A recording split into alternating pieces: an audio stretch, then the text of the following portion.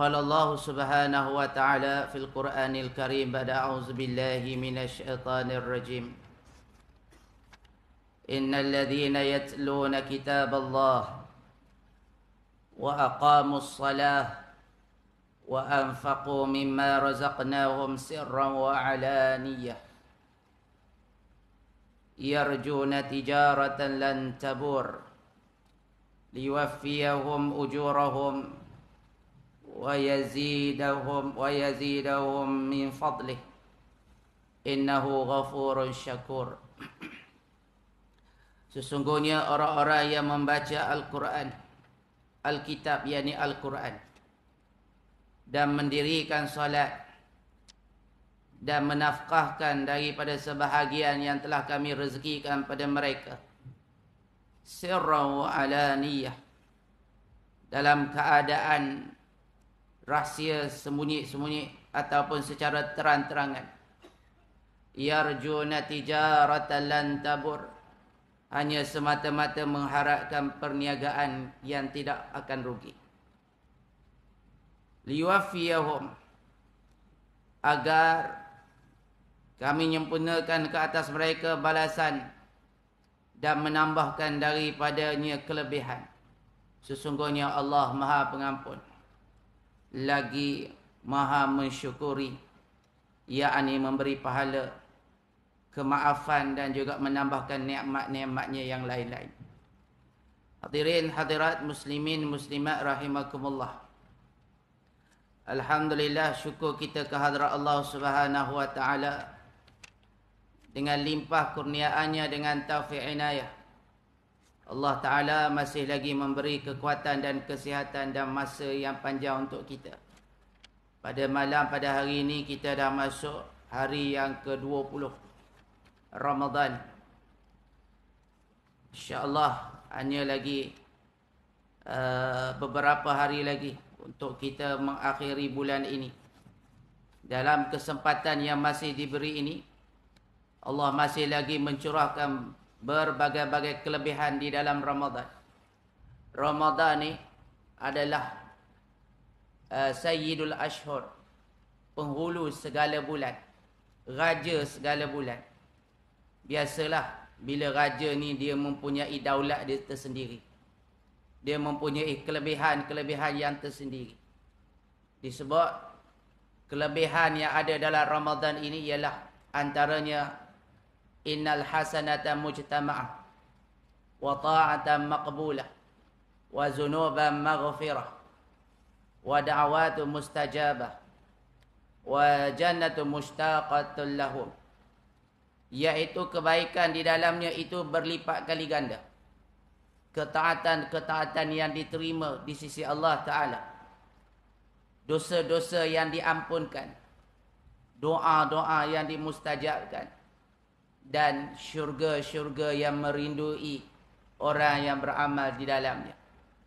Biasanya tuan-tuan, kita yang merindui syurga, kita yang mendambakan syurga, kita yang sentiasa memohon dan meminta kepada Allah untuk dikurniakan akan syurga. Tetapi bila datang Ramadan, syurga yang akan merindui kita. Mushtaqatul jannatul lahum arba'a nafar. Dirindui syurga ini terhadap 4 golongan manusia. Antara ni disebut oleh Nabi sallallahu alaihi wasallam talil Quran wa hafizil lisan wa it'amul ji'an wa shaimu fi syahr Ramadan. Orang yang akan dirindui oleh Quran ni, oleh syurga ni, ada 4 golongan. Yang pertama, talil Quran, orang yang membaca Al-Quranul Karim. Wa hafizil lisan, orang yang memelihara akan lidahnya. Dan yang ketiga ialah wa it'amul ji'an, orang yang memberi makan kepada orang-orang yang lapar. Dan yang keempat ialah wasaim, orang-orang yang berpuasa di dalam bulan Ramadan. Tuan-tuan yang dirahmati Allah, Al-Quran adalah mukjizat. Kerana itulah sampai ke hari ini kita dapat menatapnya kita dapat melihatnya, kita dapat membaca dan mentadaburnya, dan kita dapat beramal di dalamnya dengannya. Dan Al-Quran ini dia datang memberi nilai kepada setiap apa yang disentuh, apa yang dilakukan dan apa yang dijadikannya dalam kehidupan. Quran ni hebat, di mana sahaja dia berada, dia akan menyebabkan orang yang bersama dengannya juga menjadi mulia di sisi Allah Subhanahu wa taala. Nazala Jibril bil Quran fa asbaha Jibrilu afdalul malaikah. Turun malaikat Jibril dengan Al-Quran, maka jadilah Jibril itu sebaik-baik malaikat. Wa nazala al-Quran ala Muhammadin sallallahu alaihi wasallam. Turun Al-Quran ke atas Nabi Muhammad sallallahu alaihi wasallam. Fasara Muhammadin sayyidul khalq. Maka Nabi Muhammad menjadi sebaik-baik makhluk. Wajah Al-Quran ila ummati Muhammad. Dan telah datang Al-Quran kepada umat Nabi Muhammad. Fa asbahat ummatu Muhammadin khairu ummah. Umat Nabi Muhammad menjadi sebaik-baik umat. Wa nazala Al-Quran fi syahri Ramadan. Fa asbaha Ramadan khairu syuhur. Al-Quran telah turun pada bulan Ramadan. Bulan Ramadan menjadi penghulu segala bulan. Wa nazala Al-Quran fi Lailatul Qadr. Dan datangnya turunnya Al-Quran pada malam Qadar. Fa asbaha Lailatul Qadr khairum layali. Maka malam Lailatul Qadar itu menjadi sebaik-baik malam. Famadza law nazala Al-Quran fi qulubina. Dan apakah pandangan kamu apabila Quran itu turun ke dada-dada yang ada kepada umat Islam? Sudah pastilah Quran itu akan memberi cahaya, menjadi hudan, menjadi furqan, menjadi bayinat, menjadi mukjizat, dan menjadi luar biasa dalam kehidupan. Jadi tuan-tuan yang dirahmati Allah, pertemuan kita pagi ini nak membicarakan tentang mukjizat Al-Quran yang telah Allah Ta'ala memberi keistimewaan kepada umat akhir zaman. Kerana daripada Al-Quran itu, salah satu daripada kerinduan yang didambakan oleh syurga. Syurga mendambakan kepada salah satunya ialah talil Quran. Orang yang membaca Al-Quran. Tadi ayat yang mula-mula saya baca dalam surah Fatir. Surah yang ke-35 ayat yang ke-29. Digunakan perkataan yatlu. Innal ladzina yatluna kitaballah wa aqamus salah wa anfaqu mimma razaqnahum sirran wa alaniyah. Sesungguhnya orang yang membaca Alkitab, yatlu, dia gunakan fi'il mudhari' untuk memberi maksud istimrar, untuk memberi maksud berterusan. Orang yang sentiasa membaca dan membaca dan membaca. Kebetulan pula Al-Quran ni diambil daripada perkataan qara'a, baca. Kemudian dia tambah pula dengan alif dan nun di belakang itu, iaitu maksudnya ziyadah dengan makna mubalaghah, superlatif. Untuk memberi makna bacalah dengan bersungguh-sungguh. Bacalah dengan sentiasa. Dan bacalah dengan tanpa putus-putus. Itulah Al-Quran. Benda yang dibaca. Kenapa perlu baca berterusan? Kerana dia adalah pedoman. Kerana dia adalah merupakan manual dalam kehidupan. Bila kita baca, menyebabkan kita tersedar, kita celik, kita mendapat cahaya. Dengan kita baca, kita dapat mengingati apa yang kita lupa, menjadikan pedoman kepada yang lalai, menjadi penghibur kepada yang duka, menjadi luas bagi orang yang sempit, menjadi cerah bagi orang yang gelap, menjadikan dia adalah jalan kebahagiaan. Siapa yang berpegang dengannya, sudah pasti akan terlihat padanya keajaiban yang luar biasa. Sebab itu Nabi SAW menyatakan dalam hadis yang panjang, inna hadzal Quran ma'dabatullah faqbalu ma'dabatuhu mastata'tum. Al-Quran ni dia adalah hidangan lazat daripada Allah Ta'ala. Maka ambillah hidangan lazat ni semampu yang kamu mampu. Semampu mungkin. Tuan-tuan kalau pergi rumah orang, orang keluarkan hidangan-hidangan, kita tak jamah, ataupun kita sentuh macam tak nak sentuh je, apa perasaan tuan rumah? Dia akan kecewa. Dia akan rasa alpa. Dia akan rasa sedih. Kenapa dia tak nak makan makanan aku ya? Tak sedap ke? Adakah tak selera? Adakah ya makanan aku tu buruk sangat? Macam-macam akan terlintas di fikiran dia. Begitulah Allah Subhanahu Wa Taala. Dia jadikan Al-Quran ni hidangan. Yang mana setiap hari kita akan makan makanan kita, tuan-tuan. Tengah hari kita makan breakfast, kita makan petang. Ya, ada sarapan, ada cicipan. Dah. Ada makan tengah hari, ada makan malam, ada supper. Dah. Lepas balik tarawih, ada pula more. Dah. Berhenti pula kedai pula, makan pula kerang. Ya, makan pula giabok, macam-macam kita ni. Maknanya hidup kita ni bergantung kepada ma'dah ataupun ma'idah. Makanan. Allah jadikan Al-Quran ni adalah makanan. Sebab itu dia menjadi ubat. Dia menjadi penawar. Dan dia akan menjadi kenyang. Di akhir zaman nanti, di saat manusia tidak ada makanan, kebuluk, makanan jadi susah. Dah, ni tahun 2024 ni pun banyak ada makanan-makanan yang sukar untuk kita dapat.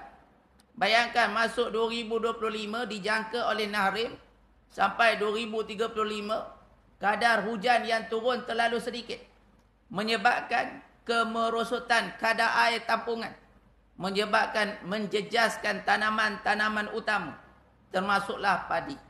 Sudah pastilah negara-negara pengeluaran padi akan menyekat pengeksportannya. India, Vietnam, Thailand, Filipina, menyebabkan akan berlakunya kekurangan makanan, keterjaminan makanan akan tak terjamin dah. Ya, di sana akan kita lihat bagaimana kita akan berhadapan dengan himpitan demi himpitan. Maka disebut di akhir zaman orang-orang yang beriman ni, dia akan bertahan kelaparannya itu dengan zikrullah, dengan zikir kepada Allah. Termasuklah salah satu daripada zikir itu ialah membaca Al-Quran. Kerana salah satu daripada nama Al-Quran itu ialah Al-Zikr. Al-Zikr. Ya, wa nunazzilu minal Quran. Dia adalah ya peringatan dan ingatan daripada Allah Taala. Jadi tuan-tuan, yang pertama Al-Quran ini, yang pertama Nabi sebut dia adalah makanan. Bila makanan, maka dia diperlukan oleh tubuh badan. Terutama sekali makanan rohani. Sebab itu disebut dalam surah Isra, surah yang ke-17 ayat 82. Wa nunazzilu minal Qur'ani ma huwa shifaa'un wa rahmatul lil mu'minin wa la yazidu zalimina illa khasara. Diturunkan Al-Quran untuk menjadi penawar dan menjadi rahmat kepada orang yang beriman. Dan dia tidak akan bertambah kepada orang yang zalim, melainkan kerugian.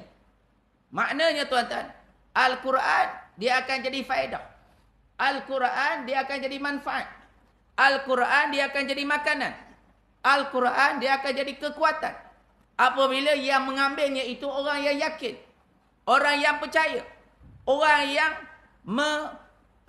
orang yang beriman dengannya. Tapi kalau orang tu kafir, tak. Kalau orang tu fasik, orang tu zalim, Quran tidak akan memberi apa-apa faedah kepada dia. Tak akan bagi faedah bagi dia. Tidak akan menjadi penawar, tidak akan jadi ubat, dan tidak akan jadi pakaian untuk diri dia. Sebab itu, kita kena ambil Quran ni dengan penuh keimanan, keyakinan, dan juga kepercayaan. Kerana Quran ni adalah wahyu yang diturunkan oleh Allah Subhanahu Wa Taala kepada umat akhir zaman. Ya, yang pertama, jadikan dia adalah makanan. Ya, terutamanya makanan hati. Allah Taala sebut tadi, dia turun menjadi penawar. Ya, wa yashfi sudura qaumin mu'minin. Dia akan menjadi penawar kepada dada-dada umat Islam. Sebab kenapa dada? Sebab ramai hari ini berpenyakit. Dan sakit ini kebanyakannya datang daripada jantung. Datang daripada hati. Sebab hati ni gumpalan darah. Penyakit manusia hari ini kebanyakannya berkaitan dengan darah. Kencing manis, darah tinggi, gout, stroke, kolesterol, ya, kanser. Semua tu ada kaitan dengan darah. Dan juga yang lebih hebat lagi, ada penyakit-penyakit mental. Disebabkan daripada tekanan dalam kehidupan. Daripada masalah problem, dia naik kepada stres, dia pergi kepada tension, dia naik lagi pada depression, sampailah peringkat dia menjadi manusia-manusia yang hilang pertimbangan dalam kehidupan. Kerana apa? Hatinya dalam keadaan yang rosak dah sekarang. Maka kenapa jadi rosak? Kenapa jadi tertekan? Kenapa hati kita jadi berserabut? Kerana jauhnya kita dengan Al-Quranul Karim. Orang yang baca Quran ni, antaranya dia memelihara hati kita. Dia menyuburkan dan menyihatkan hati. Ya, sebab tu bila kita baca Quran, Al-Quran akan membersihkan hati. Nabi kata apa? Ya, inna quluba tasda'u kama yasda'ul hadid. Hati manusia ni, dia boleh berkarat, seumpama besi juga berkarat. Dia berkarat macam besi berkarat. Wa ma jala'uha ya Rasulullah. Apakah pengilat yang boleh kita cuci balik karatan yang ada dalam hati? Nabi kata apa? Tilawatul Quran wa zikrul maut. Hendaklah kamu membaca Al-Quran. Dan juga kamu mengingati akan kematian. Dengan baca Quran tu, hati kita yang berkarat tu dapat dicuci, dapat dibersih. Ya, sebab apa? Quran itu adalah hudan. Dia adalah petunjuk. Petunjuk hudan di sini, hidayah dan petunjuk. Kerana apa kita perlukan petunjuk? Sebab kita tidak akan sampai tanpa ada petunjuk.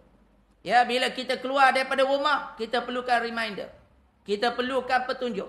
Kita perlukan suatu orang kata apa? Garis, guideline untuk kita nak sampai pada satu destinasi yang tak pernah orang sampai, iaitu akhirat. Kita nak pergi berjumpa Allah. Tak. Inni zahibun ila rabbi sayahdin. Sesungguhnya aku berjalan kepada Tuhanku. Mudah-mudahan dia memberi petunjuk kepada aku. Ya, maksudnya Quran ni dia akan pimpin kita. Sebab tu pertama, ambil Quran ni sebagai makanan. Makanan tu perlu setiap hari, maka bacanya juga perlu setiap hari. Ya, perlu. Tuan-tuan, Quran ni ada berapa? Kita ambillah satu pendapat. Ya, Dr. Wahbah Suhaili dia pegang dengan pendapat 6,666 ayat. Ada yang mengatakan dia tolak hak Fatihah tu. Ya, dia tolak basmalah. Setiap surah ada basmalah. Tak, dalam Quran ada lebih kurang 114 ya perkataan basmalah. Termasuklah di dalam surah At-Taubah. Ya. Diulang 2 kali, iaitu bismillah, innahu min Sulaiman wa innahu bismillahirrahmanirrahim. Jadi dia kira satu je semua. Maka kalau ada pendapat mengatakan 6,236 ayat dan dia ambil ya 6,666 ayat. Jadi daripada ayat ataupun Al-Quran yang dengan jumlah yang begitu banyak ni, dah semuanya dia merangkumi berbagai-bagai aspek. Dah. Tapi ingat, ya walaupun Al-Quran menyentuh tentang sains, dia bukan kitab sains.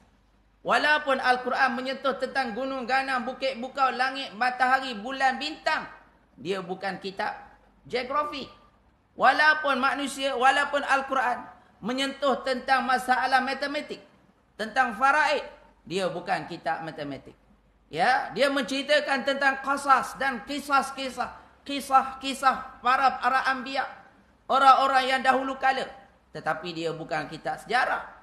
Tak, dia menceritakan tentang fenomena-fenomena. Dia bukan adalah kitab nujum 4 belalang yang nak meramalkan kejadian-kejadian apa yang akan berlaku. Dan Al-Quran bukan semuanya itu. Sebab itu bila Al-Quran menceritakan kapal Nabi Nuh, dia tak cerita kapal tu datang dibuat daripada mana, besar mana, siapa yang tolong dia, siapakah arkiteknya, tak dicerita.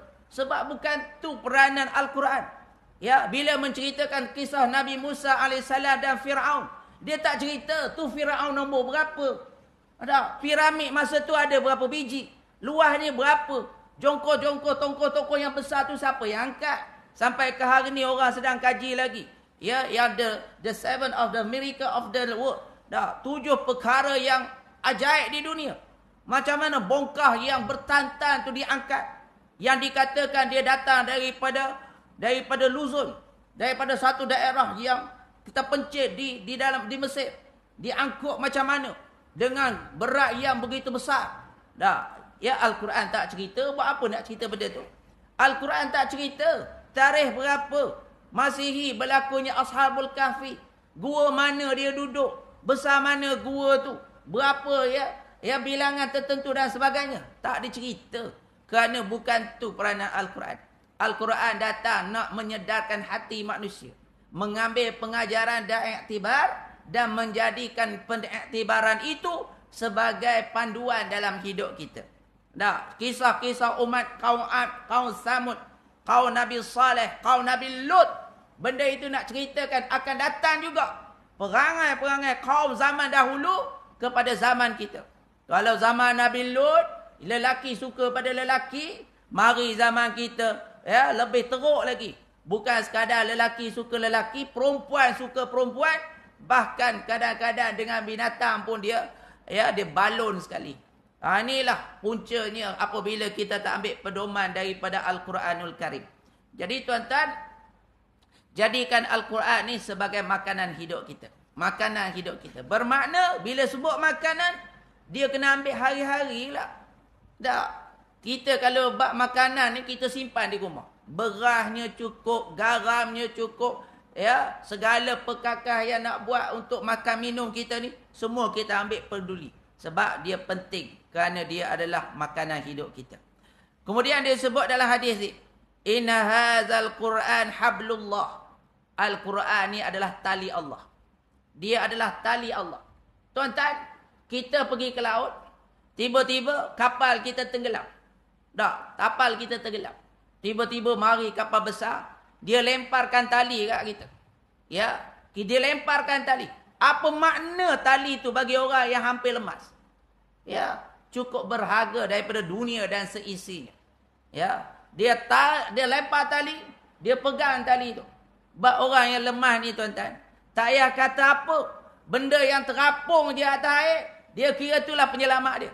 Dia tak kira ular ke tak ular, buaya ke tak buaya, yang dia nampak menampung, dia akan terkam. Sebab dia sendiri pun akan lemas. Tiba-tiba orang balinglah tali, maka tali itu menjadi penyelamat kepada dia. Begitulah Al-Quran. Al-Quran ni tali.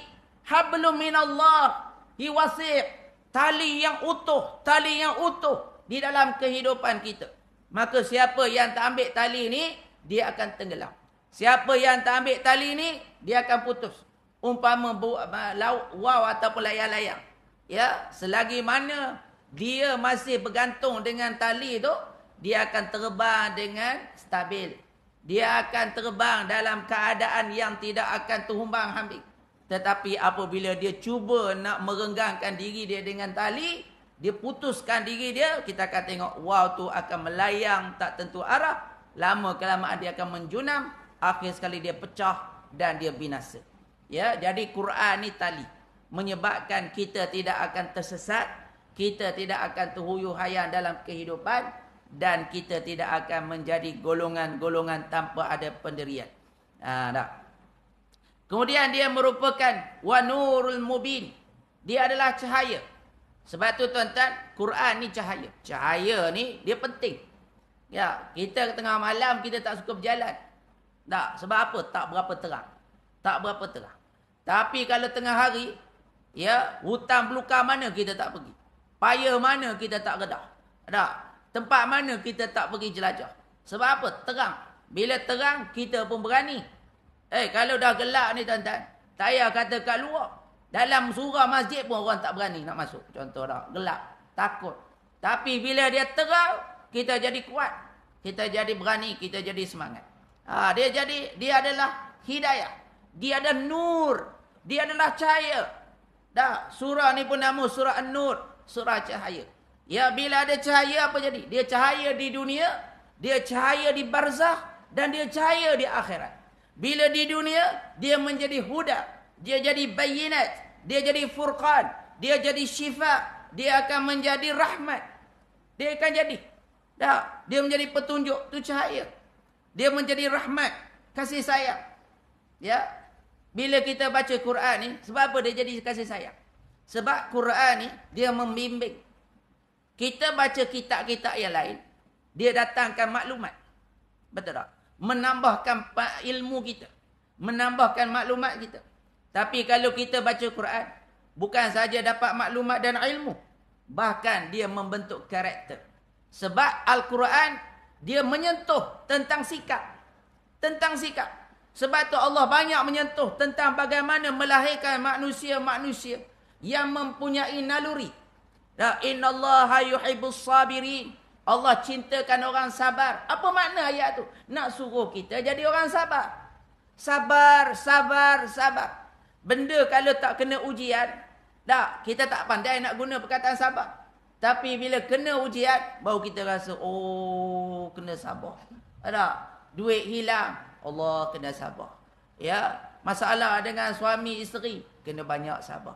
Kadang-kadang bila suami kaya, okey lagi. Bila suami dah jatuh, pakat nak lari belakang. Pakat nak minta cerai. Kena sabar. Sabar dalam masalah anak. Sabar dalam masa kewangan. Masalah di jalan raya jam. Ni nak balik kampung ni.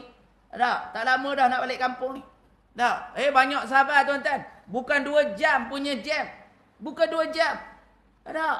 Ada yang sampai 20 jam. Tak kering. Tak kering pula dah. Tak keren kita punya tulang belakang. Kena slip disc. Macam-macam gaya. Kejap ke kiri, kejap ke kanan. Sebab apa? Sakit tulang belakang. Anak nak kencing berak, isteri meragam. Oh ya Allah, minyak semakin kering, semakin kering. Tak kepening. Jadi sebab tu pentingnya Quran ajar sabar. Sabar. Ya, inni jazaituhumul yaum bima sabaru. Kami akan membalasinya pada hari ini dengan balasan yang sebaik-baiknya. Atas sebab kesabaran mereka. Allah Ta'ala tak kata atas sebab amalan mereka. Atas sebab perbuatan mereka. Atas sebab jihad mereka. Atas sebab ilmu mereka. Tak. Nabi Allah Ta'ala kata, bima sabar. Kami akan membalasinya disebabkan dengan kerana mereka sabar. Sabar itulah yang menyebabkan pahala kita ni menjadi bertingkat-tingkat. Menjadi semakin tinggi. Allah Ta'ala sebut dalam surah tu. Dalam surah Az-Zumar ayat yang ke-10, innama yuwaffas sabiruna ajrahum bighairi hisab. Allah akan menabati balasan kepada orang yang sabar tanpa ada batasan. Maknanya Allah bagi limpahan-limpahan. Sampaikan di syurga, para malaikat akan beratur memanjang. Seolah-olah nak menyambut suatu manusia yang mulia. Ya, dia akan menyambut dengan mengucapkan salamun alaikum bima sabartum. Salam sejahtera ke atas kamu disebabkan kamu ni banyak bersabar dalam ujian dan kehidupan di dunia dahulu. Ya, sabar dengan ketaatan, sabar dengan ibadah, sabar dengan puasa, sabar dengan musim panas, sabar dengan musuh, sabar dengan ketidaksukaan, macam-macam. Ya, tetapi bila kita bertahan, wasta'inu bis-sabri was-salah, mohonlah pertolongan kepada Allah dengan sabar dan dengan sembahyang. Jadi maknanya, pertama, dia menjadi cahaya di dunia. Bila jadi cahaya di dunia, kita nampak manakah yang palsu, manakah yang hakiki, manakah yang manfaat, manakah yang tak manfaat. Bila ada cahaya, kita boleh beza. Ni orang takwa, ni orang munafik, ni orang fasik, ni orang kafir. Boleh sebut tak kafir? Kok sini yang tak bagi ke? Tak. Boleh sebut lah. Sebab dalam Quran pun Allah Ta'ala sebut. Tak. Jadi tuan-tuan yang dirahmati Allah. Maknanya dapat cahaya. Ya, sebab tu dia panggil Furqan. Furqan ni pembeza. Macam orang lah kalau dia ni jenis ahli kesihatan. Jenis orang yang jaga diet. Orang yang tahu tentang nilai gizi pemakanan. Oh, yang ni serat tinggi. Yang ni vitamin okey. Yang ni dia ada kandungan yang baik untuk badan. untuk mata, untuk buah pinggang, untuk jantung. Oh, yang ni minyak ni, bahaya ni, kolesterol tinggi. Ya, kolesterol jahat. Macam-macam. Bila dia nampak makanan depan mata dia, dia boleh buat suatu penilaian. Aku makan sikit je ni. Oh, ni tak berapa elok untuk badan aku. Sebab apa? Dia boleh makan yang ni, dia boleh tolak yang ni dia sentuh sikit, yang ni dia tak makan. Sebab dia ada furqan. Membezakan mana makanan yang baik untuk tubuh dia, mana makanan yang menjadi racun untuk diri dia. Sebab apa dia boleh buat penilaian tu? Sebab dia ada furqan. Dia ada furqan. Tuan-tuan naik kenderaan, tuan-tuan tahu jalan ke depan ni dengar khabar melalui radio ataupun Waze bahawa depan sana ada aksiden. Oh, kalau kita pergi tembur juga, maknanya tak berapa cerdik. Orang panggil goblok. Ya, kau pergi juga, dia akan blok juga. Tu yang panggil goblok. Dah, dia dah tahu dah ada jam. Dia buat pertimbangan. Ya, dia cari jalan lain. Tu maknanya dia ada furqan. Dah, maknanya dia pilih. Maksudnya dia ada furqan dalam kehidupan dia. Begitulah dalam kita nak menilai baik dan buruk, benar tak benar, adil ke tak adil, maka Al-Quran akan menjadi neraca. Jadi dia jadi cahaya di dunia. Kemudian dia jadi cahaya di barzakh. Tuan-tuan, jadi barzakh. Bila kita bersama dengan Quran, ya, barzakh kubur kita tu akan terang. Dia akan berdatang bersama kita. Dia akan jadi teman kita. Tuan-tuan, hari ni tuan-tuan punya kawan jenis apa? Ada kawan sekolah. Sampai buat reunion, gathering. Start daripada gathering masa sekolah rendah tu, masa sekolah tadika lagi tu. Gathering. Oh, dah tua-tua belaka dah. Dah, gathering masa di college, di universiti. Ada kawan di universiti. Ada kawan satu tempat kerja. Ada kawan kita jumpa di surau di masjid. Satu kawan kita ni yang suka mengopi. Tu kawan mengopi. Dah, ada juga kawan kerana sama-sama satu kepala. Mancing, rider, ya, bercamping. Oh, sini suka camping. Kejap-kejap Thailand, kejap-kejap Adnyai. Dah, kejap-kejap Cameron. Oh, dah, banyak kawan dia dapat. Tapi tuan-tuan, kawan-kawan kita ni tuan-tuan, dia tak akan kekal dengan kita. Sampai masanya dia berpindah tempat. Sampai masanya kita yang berpindah. Sampai masanya kita sakit, dia sakit, tak berjumpa dah. Kadang-kadang dia pergi dulu, kita lambat lagi. Kok lah dah. Maknanya dia akan berpisah. Kawan ni sampai masanya dia akan berpisah. Seorang dulu-dulu masa remaja, dah kita tengok anak-anak kita dah. Kejap-kejap hilang rumah. Kejap-kejap hilang. Dia kata, mana pergi jumpa kawan? Mana pergi jumpa kawan? Dah, tapi bila dia semakin lama, tak ada dah dia tak kawan dah.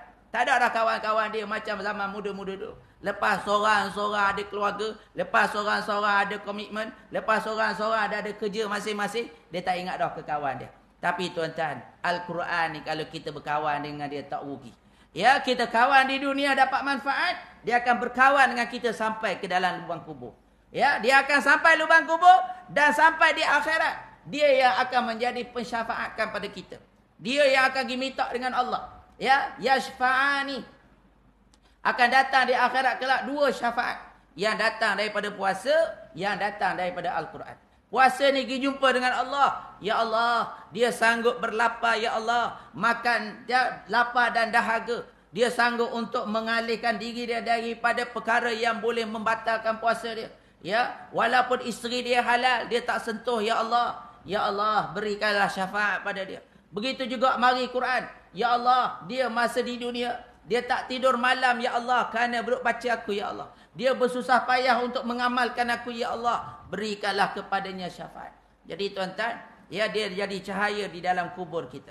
Kemudian dia akan jadi cahaya kita di akhirat kelak. Ya, dia akan datang untuk memberi mahkota kepada mak ayah orang yang membaca Al-Quran.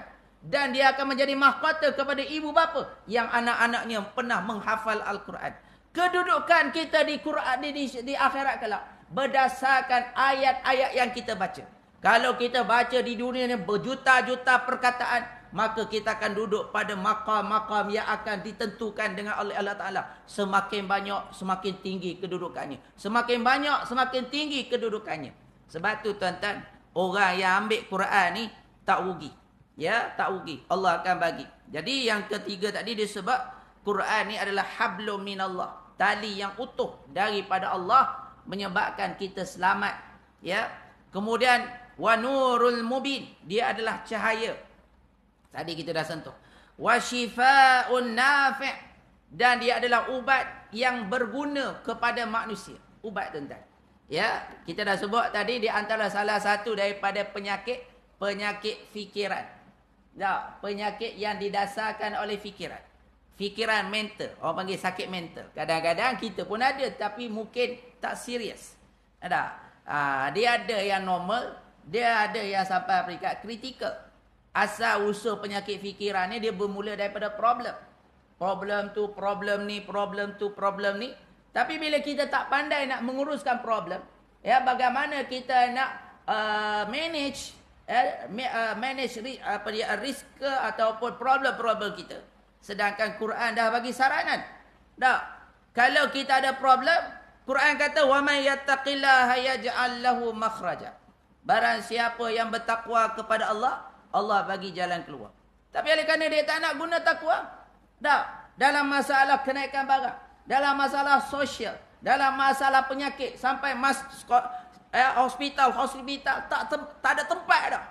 Dah, yang ni diperbesarkan, yang tu dibesarkan. Masalah jenayah, 2 kemarin, 5 orang ditembak oleh polis. Dalam bulan-bulan puasa ni pun, ya, masih ada lagi jenayah. Ni masalah jenayah yang tidak pernah menurun. Ya, dapat ditangkap seorang ejen daripada Israel memiliki 5 senjata. Kenapa kena ada 5? Ada 6 senjata nak bunuh seorang. Oh, teruk. Maknanya antara negara yang cukup lemah dari segi keselamatan negara, dari segi dokumentasinya, sehingga kan kita berada pada negara yang paling rendah di atas security ataupun keselamatan tertentu. Termasuklah kemasukan orang ke Malaysia yang tak dapat dijejak dan tidak dapat didetek. Ya, kerana kelemahan sistem dan sebagainya. Maka tuan-tuan yang dirahmati Allah, bila kita ada Al-Quranul Karim, Al-Quranul Karim ni dia jadi syifaa'un nafi', menjadi ubat yang amat berguna. Antara ubat dia untuk hati lah. Ubat dia untuk hati. Dan bila hati ni tenang, maka fikiran kita juga akan jadi lapang. Mula-mula dia bermula daripada problem. Ya, bila tidak ada takwa, semua problem-problem kita akan terkandas. Problem ni tuan-tuan, semua orang ada problem. Ya, dia yang jadi masalah problem ni bila tak jumpa jalan keluar. Bila singki kita ni tersumbat. Isteri kita, biasalah dia panggil kita lah tak. Abang, tersumbat lah bang.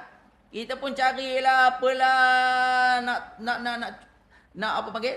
Nak cocoh masuk ke apa ke. Nak tarik ke rambut ke apa, nak buka dia punya bawah dia tu ke. Akhir sekali mengalir. Kita berilek lah.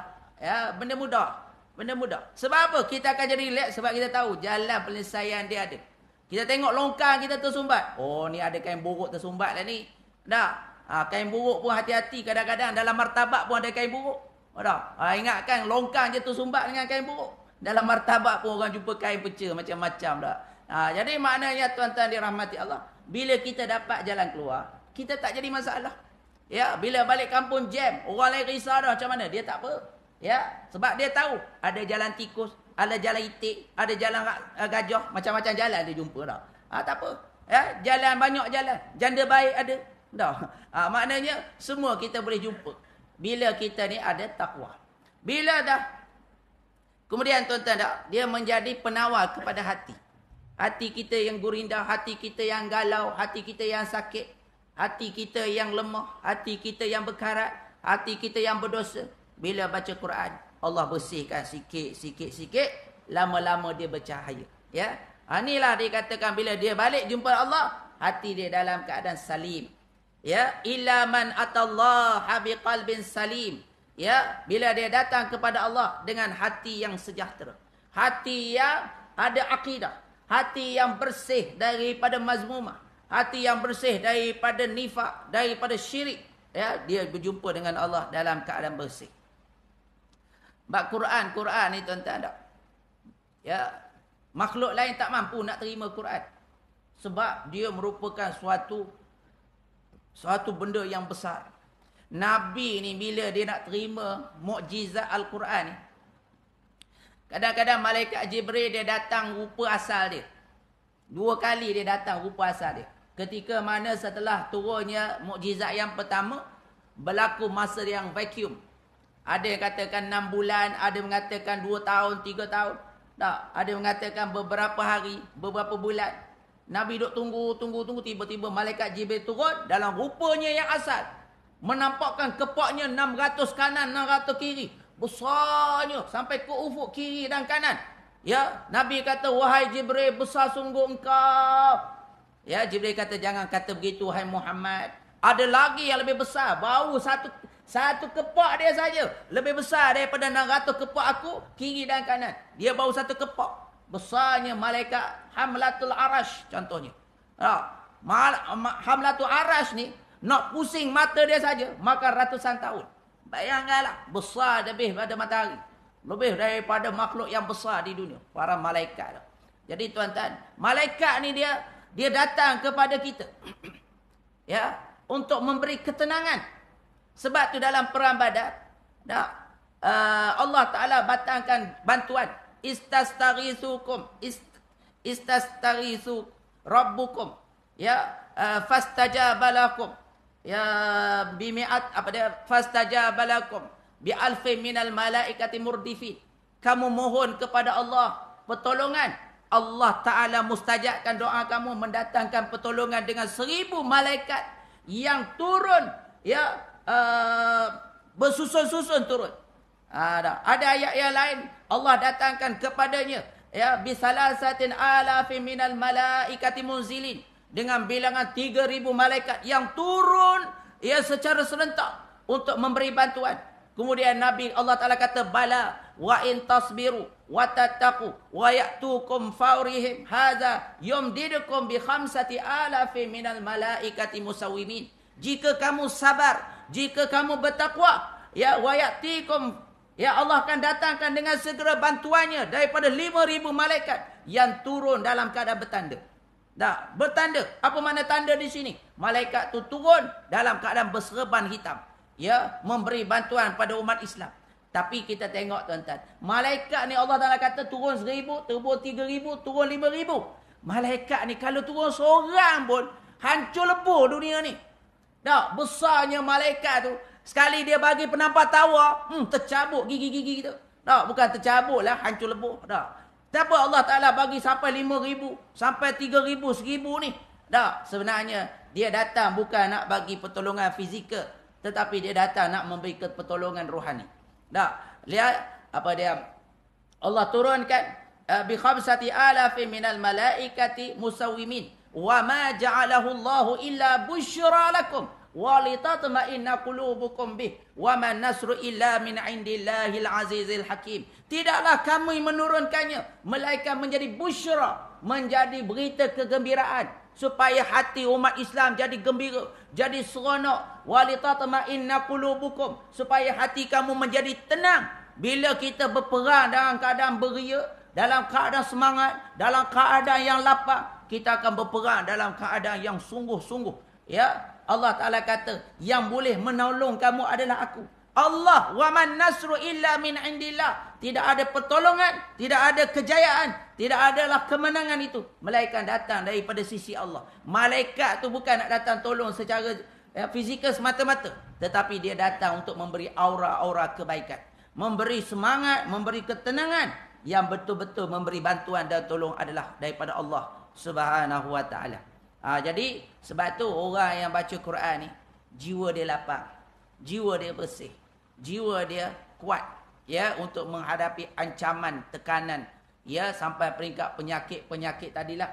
Daripada problem, dia naik pada tension, dia naik pada stres, dia pergi kepada depression. Depression ni maknanya kemurungan. Bila dah sampai pada peringkat kemurungan ni tuan-tuan, dia mari gejala. Gejala apa? Halusinasi. Dia akan nampak bayangan-bayangan tertentu. Dia akan terdengar suara-suara memanggil. Abang Hussein, Abang Hussein. Tak? Abang Jamil, Abang Jamil. Tak? Tu yang tak tahan tu.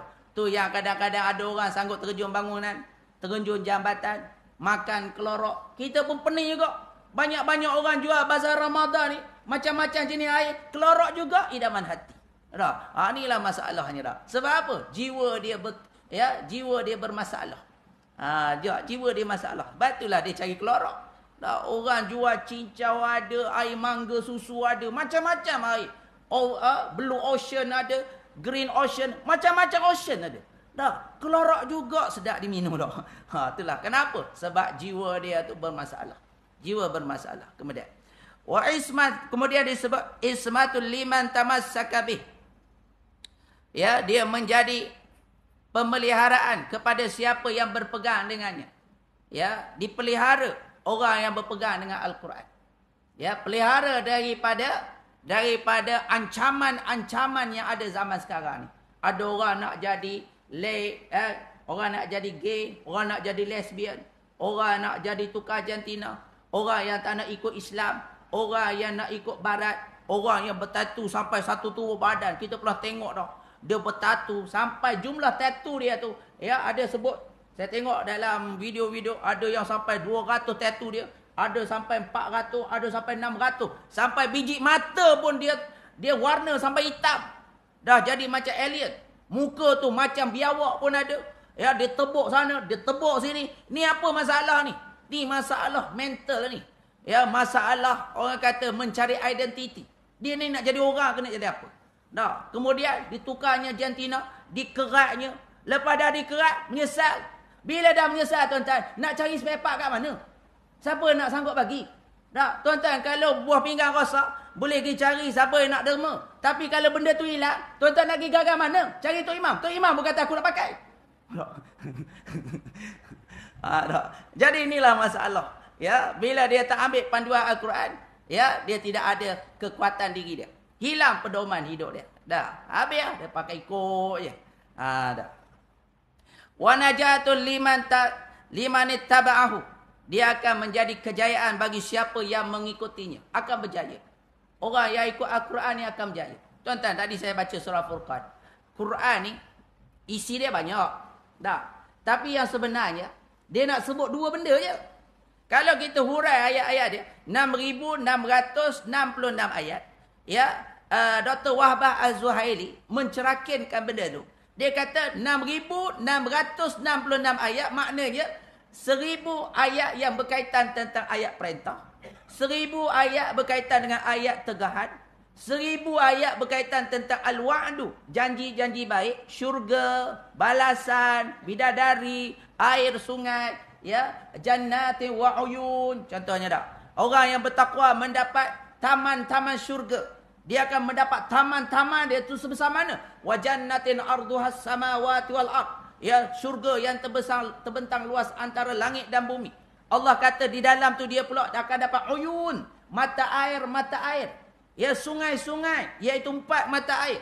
Ada air mineral, ada air susu, ada air arak, ada air madu. Oh, seronok tuan-tuan. Inilah orang kata betul-betul sambil menyelam, sambil minum. Sambil menyelam, sambil minum susu.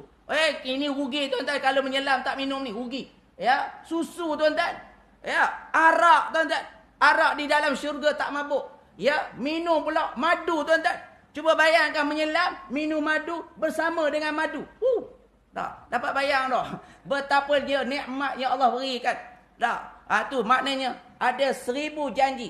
Kemudian 1,000 lagi tentang wa'id.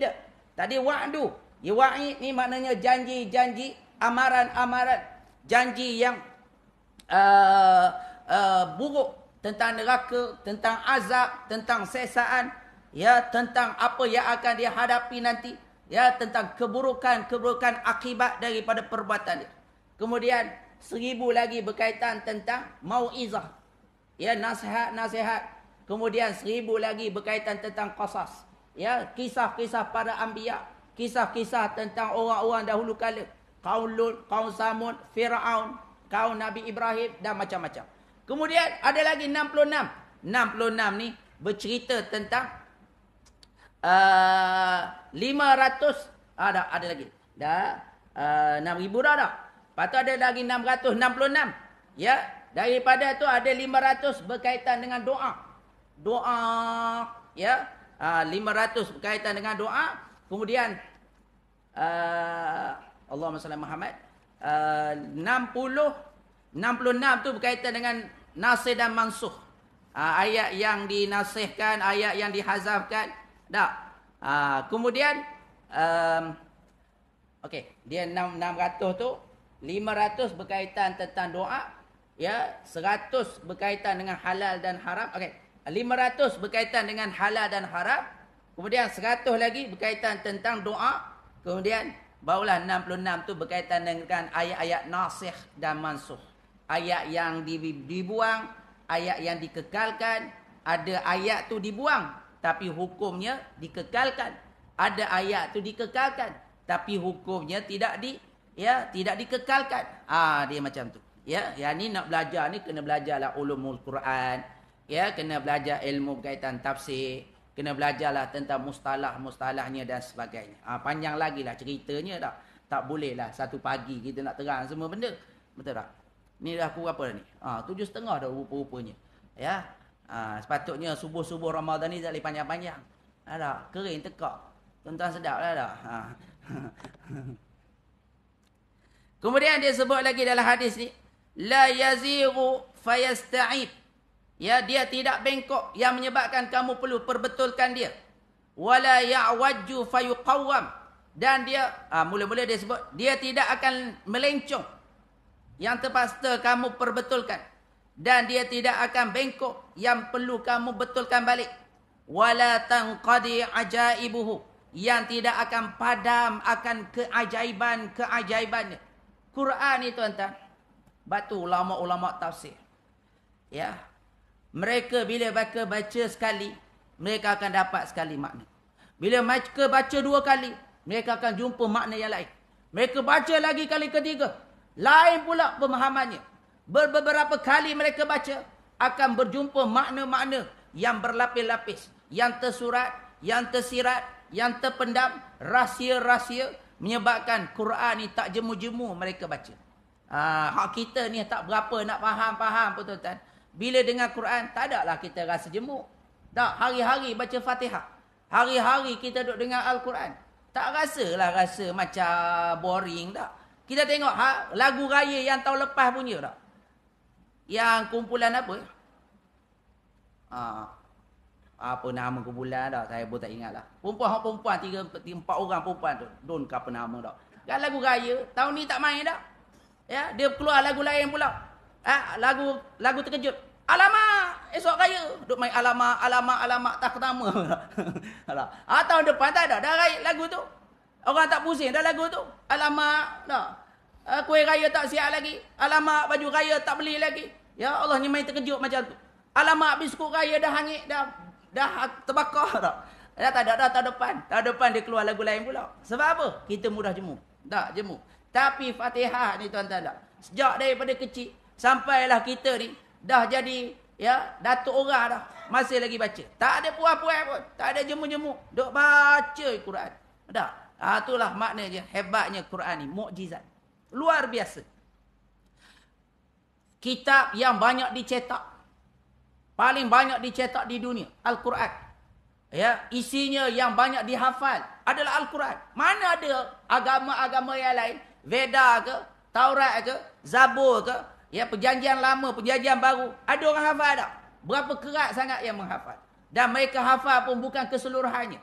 Kalau nak dibandingkan dengan kita punya pemidato-pemidato, Syahkirit ke, Zakir Naik ke, mereka boleh hafal, ingat bukan kata Quran. Kitab-kitab mereka pun dia boleh ingat satu demi satu. Ya, tentang Veda, tentang the Old Testament, the New Testament dan sebagainya dalam kepala mereka. Umat Islam, Quran lah yang paling banyak dihafal. Quran lah yang paling banyak dicetak. Sampaikan di negara Rusia, sampaikan di Cuba, sampaikan di Perancis, di United Kingdom, diulang cetak. Sampai sekarang di Jepun banyak dah orang masuk Islam kerana mereka menekuni Al-Quran dan mereka melihat Al-Quran yang begitu yang begitu mukjizat dan hebat, sehingga kan mereka tertawan hati mereka. Jadi sebab itulah tuan-tuan, la tanqudul ajaibuhu, tidak akan padan keajaibannya. Keajaibannya tidak akan terpadam. Ada saja diceritakan tentang masalah planet, ya, kawardatu kaddihan. Suatu hari dia akan nampak di puncak di cakrawala seolah-olah bunga mawar yang bercahaya, seolah pecah bercahaya. Barulah ya puak-puak sains mencari, berjumpa dengan fenomena bagaimana ya bulan planet akan bertembung, akan meletup, sehingga kan gambaran itu gambaran seperti bunga mawar yang bercahaya kerana letupan itu. Al-Quran dah cerita dah. Al-Quran menceritakan lautan yang terbelah, lautan yang ada dua lautan. Al-Quran juga mencerita tentang sungai di dalam lautan, air tawar yang ada di dalam air masin. Ya, Al-Quran juga menceritakan tentang proses janin di dalam perut. Ya, disebut tentang alaqah. Alaqah ni tuan-tuan, bukan darah. Kalau darah dalam bahasa Arab dam. Kita bayar dam tu bayar darah lah. Suluh sembelih binatang dah. Tapi Allah gunakan ya benih lelaki dan perempuan bila bertemu bertukar jadi zygot, bertukar jadi kemudian akhir sekali jadi alaqah. Alaqah kita tak boleh nak terjemah sebagai darah secara totalnya. Dia bukan darah, tapi di dalam Quran menyuruh alaqah. Bila dikaji maksud alaqah tu, dia jenis seperti litah. Ya, dia jenis seperti pacat yang berenang pergi ke tebing-tebing rahim. Kemudian dia sangkut di situ, kemudian dia menghisap darah dan segala protein-protein. Kemudian berkembang, ya menjadilah janin dan akhirnya menjadi bayi. Al-Quran dah cerita dah macam mana boleh temu pertemuan yang hebat ni. Sedangkan masa zaman tu tidak ada lagi mikroskopnya, tidak ada lagi kajian sainsnya, kerana Quran ni adalah benda datang daripada Tuhan. Tak, sudah pastilah. Ya, kita akan temui keajaiban. Wala yakhluqu min kasratir rad. Ya, tidak ada cacat sehingga kan kamu akan dapati di dalamnya kecacatan yang banyak, takkan berlaku. Utluhu fa innallaha ya'jurukum ala tilawatihi. Bacalah, sesungguhnya kamu akan dapati setiap daripada bacaan kamu. Kullu harfin asyara hasanat. Satu huruf kita akan dapat 10 hasanat. Amma inilah aqulu lakum alif lam mim harfun walakin alifun wa lamun wa mimun.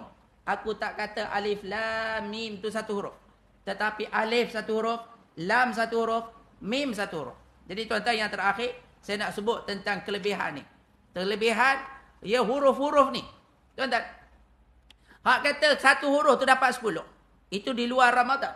Bila duduk dalam bulan Ramadan, pahala dia lain pula. Sebab Nabi kata, ya, man tatawwa'a min khaslatin. Tak, man tatawwa'a fihi bi khaslatin. Ya, siapa yang buat kebaikan dalam bulan Ramadan, Allah gandakan menjadi pahala wajib. Orang buat yang wajib digandakan 70 kali ganda. Maka pahala membaca Quran, ya, daripada 1 dapat 10, daripada 10 tu Allah gandakan pula kerana asbab daripada Ramadan. Tak, kemudian pahala tu berganda lagi. Caranya macam mana?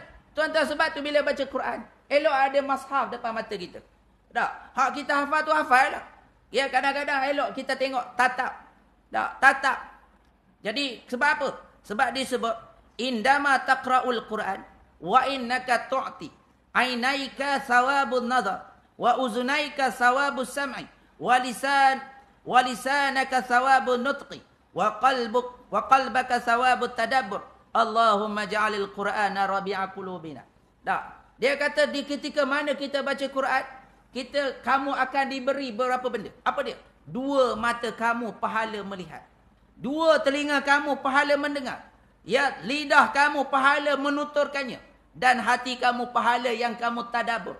Duk baca tu bukan kata satu huruf dapat 10, bahkan mata dapat pahala kerana melihat huruf-hurufnya, telinga dapat pahala kerana mendengar suara-suara yang dilantunkan, lidah juga dapat pahala kerana menggerak-gerakkan lidah untuk mengeluarkan suara. Begitu juga hati kita bila membaca, kita tadabbur ayat-ayatnya, dapat pahala.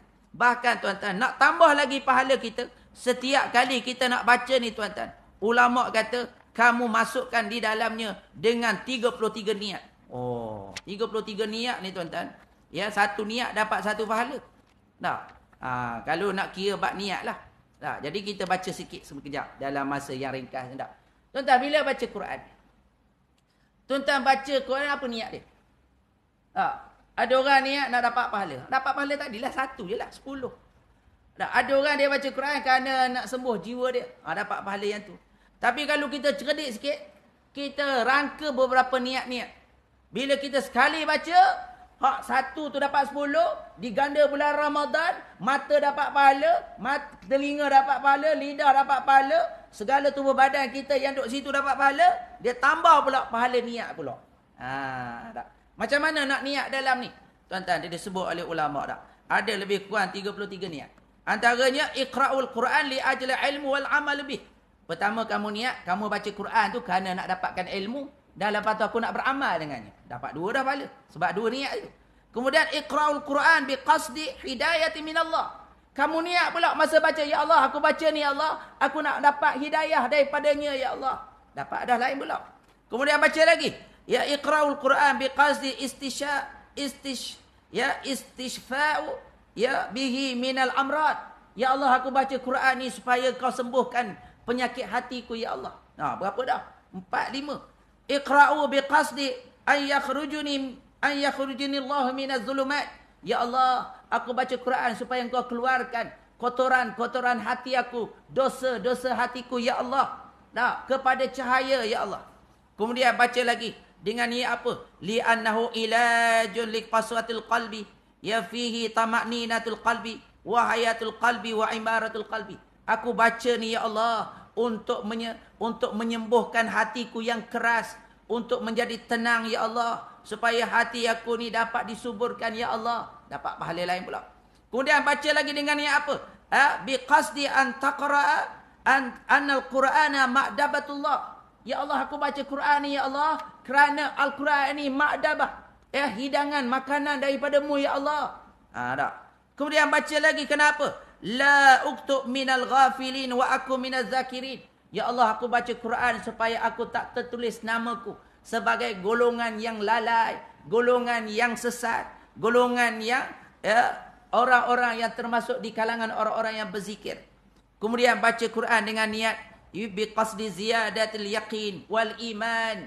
Ya Allah, aku baca Quran ya Allah supaya bertambah imanku ya Allah, bertambah akan yakin aku ya Allah. Kemudian baca lagi biqasdi imtithalu li awamirillahi ta'ala bitartil, supaya aku dapat beramal dengan segala perintah-perintahnya, supaya aku dapat menjauhi daripada segala larangan-larangannya ya Allah. Niat macam tu.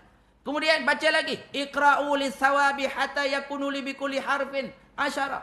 Aku baca ni ya Allah kerana nak dapatkan 10 pahala tadi. Ni kita sebut awal-awal tadi. Kemudian baca lagi iqra'u hatta an anala syafa'atul Quranul Karim yaumal qiyamah. Aku baca ni ya Allah supaya aku dapat syafaat pada hari kiamat nanti ya Allah. Niat lagi apa dia? Ya biqasdi ittiba'i wasiyatun Nabi sallallahu alaihi wasallam. Aku baca ni ya Allah kerana aku nak ikut wasiat Nabi-Mu ya Allah. Nabi kata kepada Abu Zar, alaika bitilawatil Quran wa zikrillah ya fa innahu nurul laka fil ardi wa zukhrul laka fis sama. Wahai Abu Zar, kamu baca Quran dan kamu zikir kepada Allah.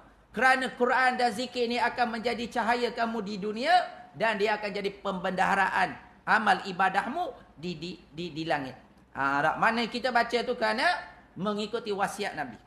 Kemudian aku baca ni untuk apa? Hatta yarfa'illahu bihi wa yarfa'u bihil ummah. Supaya diangkat diri aku dan umat ini menjadi umat yang terbaik. Ya, kemudian baca lagi dengan ni apa? Hatta artaqa fi darajatil jannah wa albisni tajul wiqar wa yaksi walidai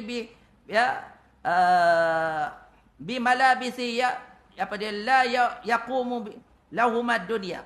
Maknanya aku pakai ni ya Allah, aku baca Quran untuk engkau angkat darjatku di dalam syurga. Engkau pakaikan mahkota di dalam syurga, dan kamu pakaikan untuk kedua ibu bapaku ya dengan perhiasan-perhiasan di dalam syurga yang tak pernah mereka dapati di dunia. Tu berapa dah? 15 dah niat dah. Niat lagi apa lagi niat? Ya biqasdi taqarrub ila Allah bikalamihi. Ya Allah, aku niat baca Quran ni nak mendekatkan diriku kepadamu ya Allah. Ya iqra'ul Quran hatta akuna min ahlillahi wa khassatuhu. Ya Allah, aku baca Quran ni supaya aku terpilih menjadi ahlul Quran, kelab ahlil Quran. Sebab dalam hadis kata siapa yang jadi ahlillah maka dia menjadi ahli kelab Allah Taala. Caranya dengan sentiasa membaca Al-Quran. Kemudian baca disebab dengan apa? Ya, iqra'ul Quran biqasdi ana mahiri bil Quran ma'a safaratil kirami bararah. Ya Allah, aku baca Quran ni sebab aku nak berdamping dengan malaikat. Satu-satunya malaikat yang disebut sebagai safaratul kiramil bararah. Malaikat safaratul kiramil bararah. Malaikat yang mulia yang telah diutuskan oleh Allah ketika mana kita membaca Al-Quran. Ya, Ibnu Abbas ni tuan-tuan, kalau dia baca Quran, ribut datang, bergegar tanah. Ya, bergegar macam puting beliung. Ya, dia baca lagi tengah malam. Datang hembusan angin yang kuat, menderu. Dia berhenti.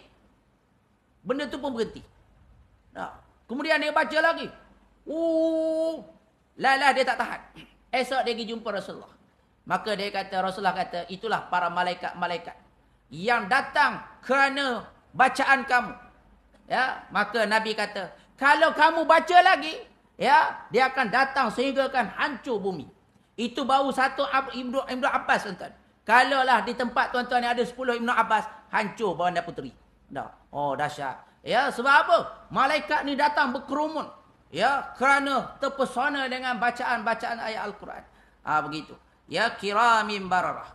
Kemudian iqra'ul Quran biqasdil najati minan nar wa min azabillah. Ya Allah, aku baca Quran ni, niat aku adalah aku nak selamat daripada neraka. Selamat daripada azabmu ya Allah. Iqra'ul Quran hatta la arad ila arzalil umur. Ya Allah, aku baca Quran ni supaya aku ni dapat terselamat daripada nyanyuk. Tuan-tuan, orang yang tak nyanyuk adalah orang yang sentiasa menghafal Quran. Allah bagi kepadanya kekuatan akal fikiran, mata yang cerah dan juga dia tidak akan nyanyuk. Sebab tu cuba tengok guru Quran kita. Sampai ketua tak nyanyuk-nyanyuk. Boleh baca Quran, boleh bawa lagi, boleh tengok lagi. Sebab Allah bagi keberkahan dalam hidup dia. Dia duk ajar Quran, dia duk tatap hari-hari mata dia tu. Menyebabkan dia jadi orang yang kuat ingatan dia. Tak. Biasa orang nyanyuk-nyanyuk ni tuan-tuan, orang yang suka bersahabat dengan syaitan. Orang yang suka nyanyuk ni biasanya orang yang ada, ya, ada apa orang panggil tu, dia cocok-cocok muka dia dengan jarum tu. Ya, susuk ada. Susuk. Susuk cantik, susuk nak jadi suara sedap, susuk itu. Orang yang pakai susuk ni biasanya dia cepat nyanyuk. Tapi janganlah tuan-tuan pergi jumpa orang hak nyanyuk tu, kamu pakai susuk. Tak. Takut jangan duk tuduh ikut suka tak. Kebanyakannya macam tu. Orang yang berdamping dengan syaitan ni dia cepat nyanyuk. Tapi orang yang berdamping dengan Quran ni, sebab setiap kali dia baca Quran, ya, sel-sel otak dia akan bergabung. Sel-sel orak dia akan berkembang. Menyebabkan ya dia tidak jadi tua. Otak dia tak jadi tua. Tak. Dia jadi muda, dia jadi fresh je. Dia akan jadi sehat je. Sebab tu penting. Hari ni ada stroke, ada mati sebelah, ada yang kena ya kanser otak. Hati-hati. Sebab bila kita banyak baca Quran, insya-Allah Allah selamatkan daripada kanser-kanser itu, ya, pecahan-pecahan otak-otak kita yang disebabkan dengan stroke-nya, mati sebelahnya dan sebagainya. Dan ada lagi satu sihir, dia sihir bahagian otak yang bahagian seksual yang menyebabkan kawan tu jadi tak semangat. Ya, jadi tak bernafsu dengan isteri dia. Biasanya orang-orang yang dengki kerana nak rampas balik suami isteri dia dan sebagainya. Tapi kalau kita baca Quran, dia ada pertahanan itu. Menyebabkan kita dapat diselamatkan daripada sihir-sihir yang boleh masuk ke dalam otak manusia. Kemudian tuan-tuan, kita baca Quran kenapa? Ya, hatta akuna fi ma'iyatillah. Supaya aku ni dapat bersama dengan Allah. Iqra'ul Quran hatta yakunu hujjatan li wala alayya. Supaya Quran menjadi hujah kepada aku, menyelamatkan aku dan tidak menjadi penghujum kepada aku di dalam kubur nanti. Jadi banyak lagi tuan-tuan, saya tak nak bacalah, bacakan panjang pula dah. Jadi itulah beberapa perkara berkaitan dengan Quran ni, ya, yang telah kita sebut dalam hadis-hadis dan juga ayat-ayat Quran. Maka saya dah sebut tadi keseluruhan Al-Quran yang disebut dalam surah Fatih ada dua je, iaitu aqimus salah, ya, dan wa anfaqu mimma razaqnahum yunfiqun, iaitu kamu dirikan salat dan kamu menginfakkan harta. Dan ayat tu maknanya sesungguhnya orang-orang yang membaca Alkitab, iaitu Al-Quran, dan mendirikan salat dan menginfakkan hartanya daripada rezeki yang kami kurniakan kepadanya, dalam keadaan sembunyi-sembunyi ataupun terang-terangan, mengharapkan perniagaan yang tidak akan rugi. Bermakna Allah Ta'ala nak ceritakan kandungan sebesar-besar Quran itu, nak cerita dua benda je, tentang solat dan tentang infak. Maknanya solat adalah hubungan kita dengan Tuhan, ya, dan infak ini hubungan dengan manusia. Bermakna bila kita menjadi ahlul Quran, kita akan baik hubungan dengan Allah dan kita akan baik hubungan dengan manusia. Jaga betul-betul, barulah kita akan jadi Quran yang berjalan di atas muka bumi, sentiasa memperbaiki hubungan dengan Allah, hablum minallah, dan memperbaiki hubungan dengan manusia, hablum minan nas, insya-Allah. Jadi itu sahaja coretan kita tengah pagi ni. Mudah-mudahan kita teruskan lagi, ya, membaca Quran, dan jangan tinggal lepas Ramadan sekalipun. Dan seelok dan memastikanlah pada kita, sentiasa membaca Quran walaupun satu ayat satu hari pun tak apa. Tapi ulama kata dalam Quran tu ada 60 hizib, satu hizib, dua hizib mewakili satu juzuk. Dalam satu hizib ada 4 makra'. Kalau kita baca satu makra' saja tuan-tuan setiap hari, tuan-tuan akan ambil masa 8 bulan untuk khatam Quran. Satu makra' ni lebih kurang 2 lai je. Ya, 2 lai. 2 lai. Jadi kalau kita boleh istiqamah lepas ni, insya-Allah, kalau baca lebih lagi baguslah. Cuma bagi orang yang baru nak start dah, baca sikit-sikit. Paling kurang kalau tak boleh baca juga 2 makra', satu makra' baca selai pun tak apa. Baca satu ayat pun tak apa. Tapi berterusan sampailah dia tambah lagi, akhirnya menjadi kelaziman, insya-Allah. Wallahu ta'ala bis-shawab. Aqulu qawli hadza wa astaghfirullah li wa lakum. Bismillahirrahmanirrahim. Alhamdulillahirabbil alamin. Wassalatu wassalamu ala asyrafil anbiya'i wal mursalin wa ala alihi wa sahbihi ajma'in. Allahumma nawwir qulubana binuri hidayatika kama nawwartal arda binuri syamsika abadan abada birahmatika ya arhamar rahimin. Allahumma inna na'udzubika min ilmi la yanfa' wa min qalbin la yakhsha' wa min nafsin la tashba' wa min du'ain yustajab. Wa sallallahu ala sayyidina Muhammad wa ala alihi wasallam walhamdulillahi rabbil alamin. Taqabbalallahu minkum ya karim.